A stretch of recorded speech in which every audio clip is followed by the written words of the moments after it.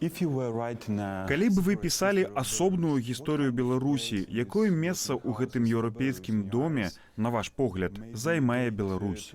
Магчыма, гэта брама ў Расею? Я пытаюся пра гэта, таму што адна з вашых кніг пра гісторыю Украіны называецца «Брама Еўропы». Так, я пишу про украинскую гісторыю, але значная частка гісторыі Украіны амаль неаддзельная ад гісторыі Беларусі. І ў нас ёсць адна дэфініцыя, прынамсі ў англамоўнай гістарыяграфіі, якую мы выкарыстоўваем адначасова для украінцаў і беларусаў. Гэта русіны. Гэтае адзінства было створанае гісторыяй, але таксама рэлігіяй і становішчам на памежжы, на мяжы паміж заходняй цывілізацыяй, прадстаўленай касцёлам, і ўсходнім праваслаўем ды звязанымі з ім культурамі. Вільня доўгі час служыла выдавецкім цэнтрам як для Украіны, так і для Беларусі.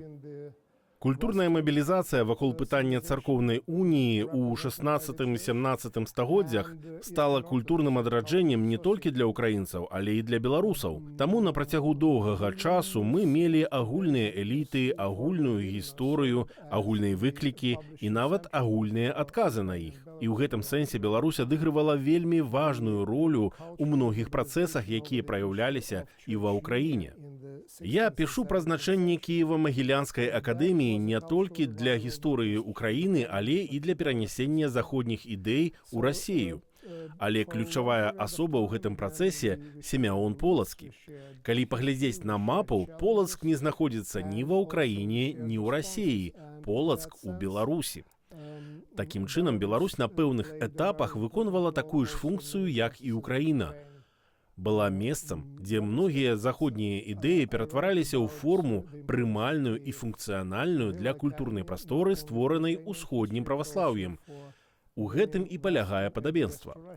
Але існуюць і адрозненні, якія, на маю думку, па-рознаму паўплывалі на Украіну і Беларусь.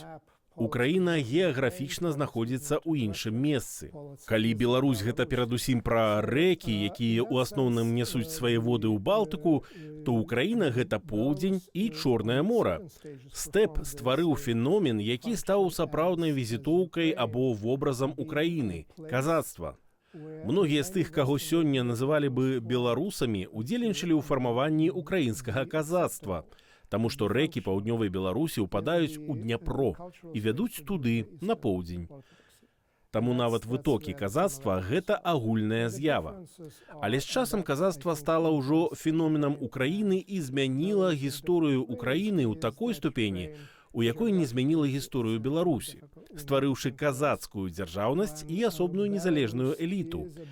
І менавіта тут беларускі і украінскі гістарычныя шляхі пачынаюць разыходзіцца.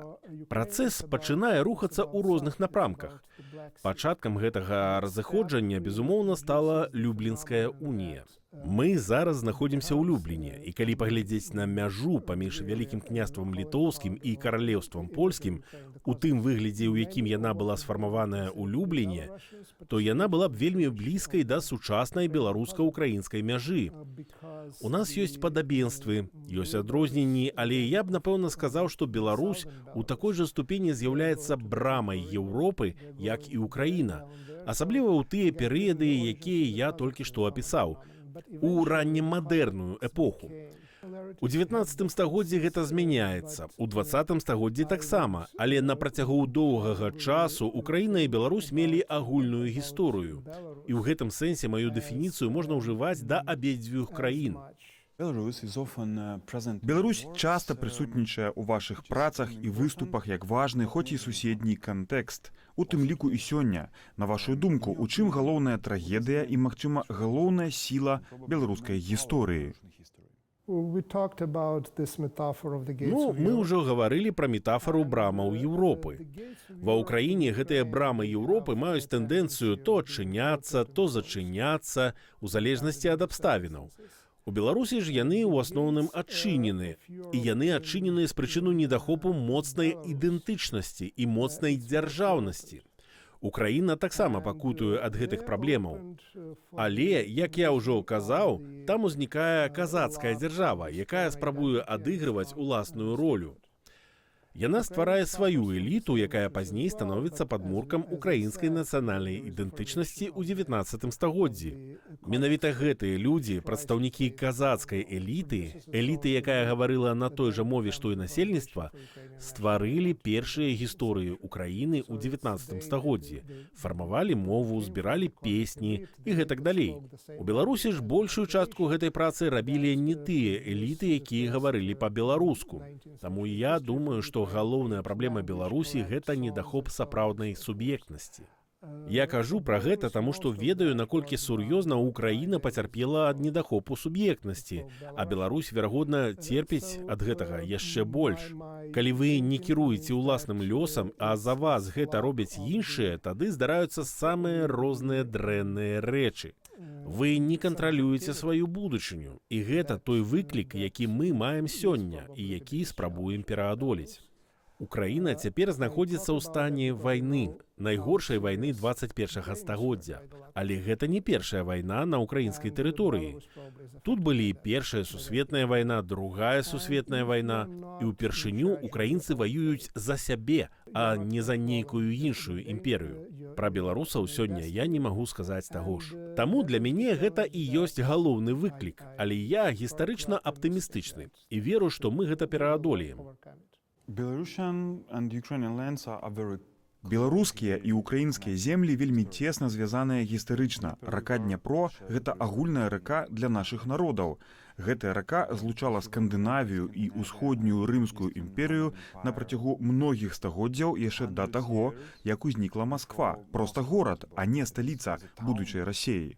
Нашыя продкі на працягу стагоддзяў існавалі ў агульнай дзяржаве, і гэтая дзяржава не была Расіяй. І, як вы ўжо згадалі, толькі пасля Люблінскай уніі 1569 года, падпісанай тут, у Любліне, нашыя землі былі падзеленыя мяжой унутры Федэрацыі Рэчы Паспалітай паміж Вялікім княствам літоўскім і польскай каронай.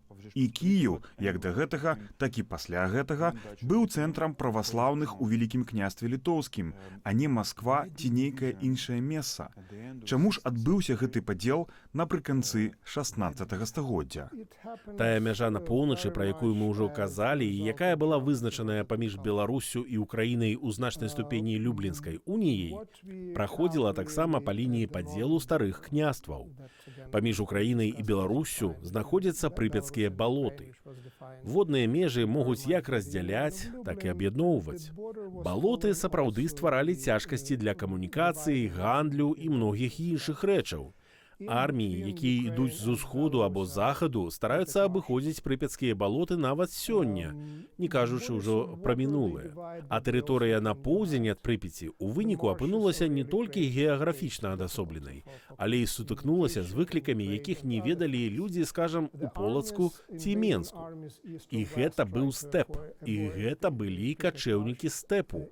Гэтыя геаграфічныя адрозненні насамрэч падзялілі прастору, якая ў культурным плане, асабліва калі гаворка ідзе пра культурную эліту, гістарычна была адзінай да уніі 1569 года.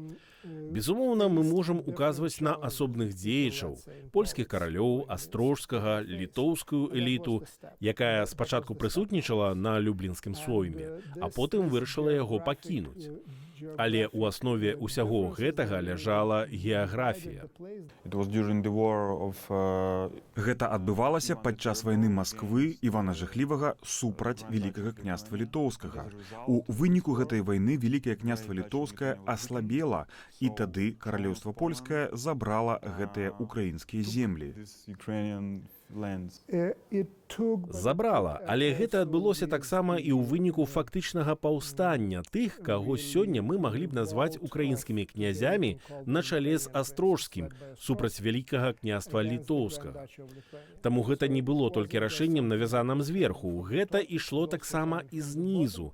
І галоўная прычына была ў тым, што князі, слушна ці не, Хотели большей незалежнасці ад Вялікага княства Літоўскага, хотели большай падтрымкі ў прасоўванні на стэпавыя тэрыторыі. Так што так, Вялікае княства Літоўскае было аслабленае, але ўнутры яго таксама адбываўся бунт. Так адно княства за другім абвяшчалі, што падпісваюць дамову з каралеўствам польскім і пакідаюць Вялікае княства Літоўскае. Гэта ў выніку прымусіла кіраўнікоў Вялікага княства Літоўскага вярнуцца ў Люблін і падпісаць пагадненне да таго, як была ўключаная іншая частка – Беларусь. Ці была гэта добрая ідэя, калі глядзець з нашай сённяшняй перспектывы? Ну, безумоўна, гэта не толькі стварыла розныя рэальнасці на тэрыторыях Украіны і Беларусі, але і стала адлюстраваннем розных геапалітычных арыентацый. Поўдзень супраць поўначы. І гаворка ішла не толькі пра пагрозу стэпу ў выпадку Украіны, але і пра магчымасці, якія ўзнікалі праз аслабленне качавых эканомік і качавых палітычных культур. Але калі паглядзець на людзей, якія шукалі першыя сучасныя еўрапейскія мапы нашага рэгіёна, то яны, безумоўна, звярнулі б увагу на тое, што Стэфан Баторый, кароль Польшчы, спрабаваў зрабіць для Беларусі падчас Лівонскай вайны з Іванам Жахлівым. Ён вызваліў Полацк. А яшчэ існуе так званая радзівілаўская мапа пачатку 17 стагоддзя. У мяне ёсць такая. У мяне таксама. Копія, вядома. А ў мяне ёсць частка арыгіналу. Вось гэтая частка Украіны. Я яе не адразаў. Не ведаю, як так атрымалася, але яна мне дасталася. І там ёсць мапа Вялікага княства Літоўскага ў тым выглядзе, у якім яно існавала да Люблінскай уніі.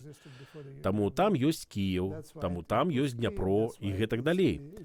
Так што памяць пра гэтыя сувязі паміж Украінай і Беларуссю, пра старыя землі Вялікага княства Літоўскага, безумоўна, захавалася і пасля Люблінскай уніі. І радзівілаўская мапа толькі адзін з прыкладаў гэтага. Якія галоўныя сцэнары будучыні Беларусі вы, як гісторык, бачыце? Як вы лічыце, ці магчымы расейскі імперскі канцэпт так званага рускага міра без Украіны, але з Беларуссю? Ну, безумоўна, такую магчымасць нельга выключаць. Адна з рэчаў, якія паказала гэтая вайна ў выпадку Украіны, гэта тое, што украінская ідэнтычнасць сапраўды ўмацавалася. Яна ўжо нікуды не знікне. Адносна Беларусі няма такой упэўненасці. Ці, прынамсі, у мяне няма такой упэўненасці. Бо цалкам магчыма, што калі Расія прайграе ва ўкраіне, то спосабам кампенсаваць гэтую паразу ў вачах расейскага грамадства і гэтак далей стане рэалізацыя тых дакументаў, якія былі падпісаныя яшчэ ў 90-е гады паміж Ельцыным і Лукашэнкам аб стварэнні саюзнай дзяржавы. Тым не менш, я застаюся аптымістам па дзвюх прычынах. Першая заключаецца ў тым, што сам факт існавання, магчыма, не цалкам суверэннай, але ўсё ж вельмі асобнай беларускай дзяржавы, ужо сфармаваў насельніцтва грамадзянаў, для якіх беларуская дзяржаўнасць мае каштоўнасць. Адмаўляючыся рабіць тое, што рабілі астатнія суседзі, а гэта, па сутнасці, нацыяналізацыя, ці ва ўкраіне, дзе нацыянальная дзяржава ўзмацняла ролю украінскай мовы і культуры, ці ў Расіі, дзе ўзмацняўся расійскі нацыяналізм, Беларусь адмовілася ісці гэтым шляхам. Але адмаўляючыся ад гэтага, яна фактычна стала больш асобнай і ад Расіі, і ад Украіны, чым была раней. Гэта іранічна, але такім чынам у Беларусі сфармавалася іншая культурная сітуацыя, чым у суседніх краінах. А потым пратэсты, масавыя пратэсты некалькі гадоў таму прадэманстравалі, што ўрад не кантралюе ўсё цалкам. Урад не адзіны суб'ект, які вырашае будучыню Беларусі. Існуе таксама грамадства. Існуе Беларусь, якая жыве, праўда? Цяпер значная яе частка знаходзіцца ў эміграцыі, іншая ў самой Беларусі. Але я думаю, што перамога Украіны і той крызіс у Расіі, які, як мне здаецца, гэта можа выклікаць, калі адбудзецца, сапраўды створыць акно магчымасцяў для Беларусі, каб заявіць пра той узровень суб'ектнасці, якога краіна не мела вельмі доўгі час. Таму, калі я кажу, і не толькі я гэта кажу, што украінцы ваююць не толькі за сябе, я думаю, што яны таксама ваююць за будучыню Беларусі. І гэта разумеюць не толькі тут, у Любліне, Варшаве, Кіеве ці Менску, гэта таксама разумеюць у Маскве. Таму стаўкі ў гэтай вайне значна вышэйшыя, чым проста пытанне таго, што будзе з Украінай. Сотні беларускіх добраахвотнікаў ваяроў ва ўкраіне таксама ваююць не толькі за ўкраіну, але і за будучыню Беларусі. Дзякуй вам за вашы разважанні, за ваш аптымізм. Нам гэта вельмі патрэбна ў гэты цёмны час. Вялікі дзякуй. You're welcome.